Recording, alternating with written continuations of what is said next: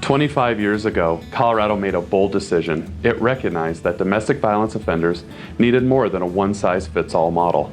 They needed treatment grounded in research, accountability, and survivor safety. From that vision, the Domestic Violence Offender Management Board was created as part of the Colorado Division of Criminal Justice, one of 7 offices working together to build a safer Colorado for all who call it home. In 2000, advocates, treatment providers, and community leaders came together to testify before the Colorado legislature. Their goal was to create a consistent, statewide approach to domestic violence offender treatment, one that prioritized victim safety and offender accountability while eliminating inconsistent rules that varied from county to county.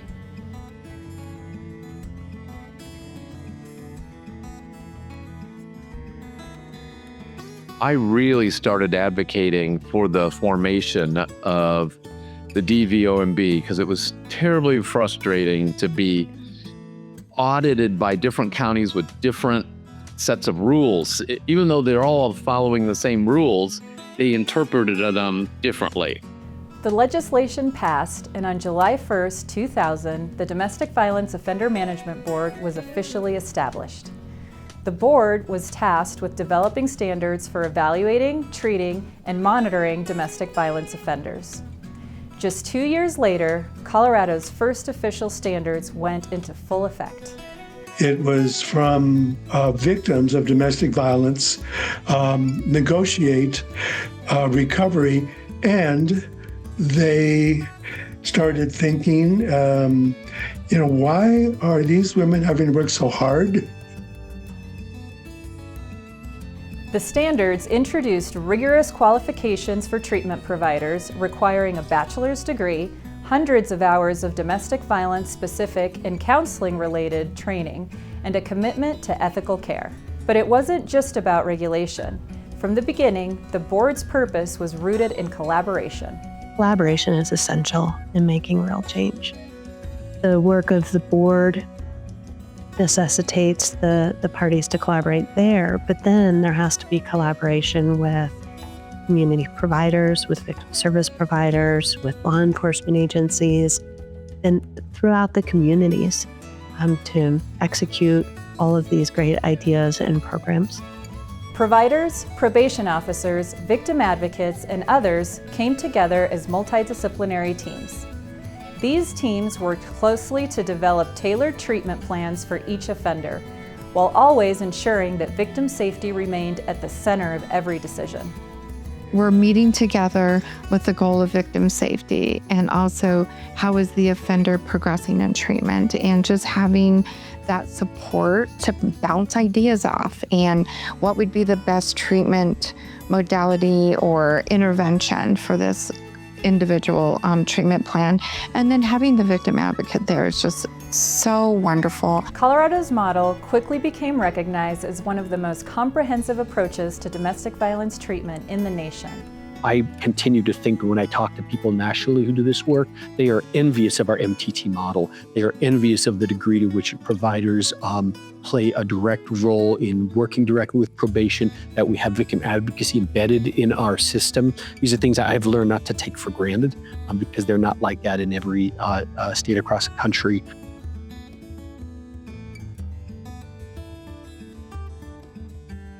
Over time, the board recognized that not all offenders fit the same mold. In 2006, new treatment standards were developed to meet the needs of LGBTQ+ and female clients.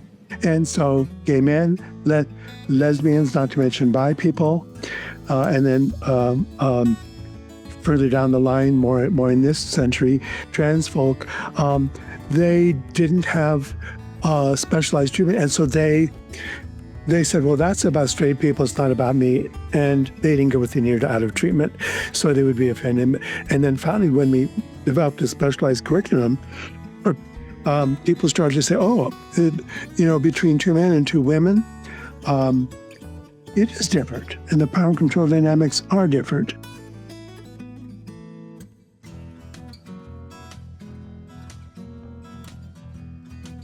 For many years, Colorado used a 36-week treatment model for all offenders. But as research evolved, so did the board's understanding. a one-size-fits-all approach wasn't effective for everyone. Back when we had the minimum of 36-week model, there was always a lot of pushback to that from district attorneys, probation. I mean, think about it. How can that be the right thing for everybody? The board responded by developing the Domestic Violence Risk and Needs Assessment, or DVRNA, a tool designed to assess each offender's unique risk level and treatment needs. The Domestic Violence Risk and Needs Assessment, or the DVRNA, is a way to assess an offender's needs and risks so that the treatment that they're receiving can be customized to enhance community and victim safety, and also then provide what it is that offender needs to move forward. So instead of a one-size-fits-all model, it really allows for differentiated treatment that's going to ultimately be more effective and keep everyone safer. So after the shift, just super appreciated that concept of, dividing risk levels, but also understanding that it's open-ended. And I think it just gave our clients a motivation to learn the core competencies and to implement them.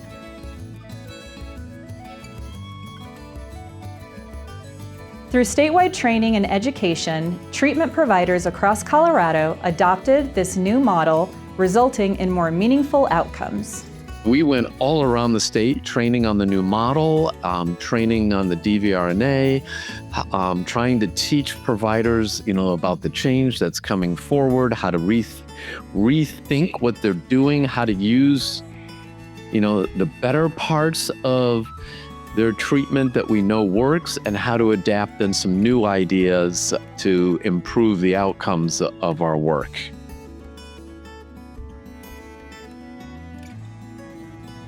The board has faced its share of challenges along the way. When the COVID-19 pandemic struck, providers had to quickly adapt, ensuring continued access to services. We were able to go online, set up some teletherapy with the HIPAA-compliant teletherapy platform, and just grateful that we were still able to see our clients via teletherapy. But it was a huge transition. Many of us, and certainly I speak from my own agency, still used paper. And so we had to figure out, how do we get clients intake forms? There was probably a solid 2 months where we were not able to do new evaluations. The board acted quickly, lifting restrictions, adapting policies, and providing guidance to keep services operating during uncertain times. As the work evolved, so did the role of the board.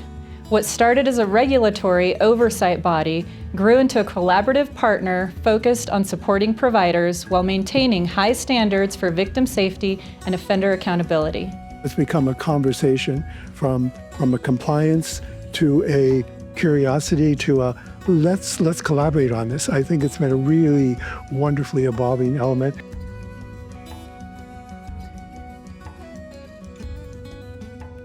Today, the Domestic Violence Offender Management Board remains committed to evidence-informed practices that serve victims, protect communities, and hold offenders accountable.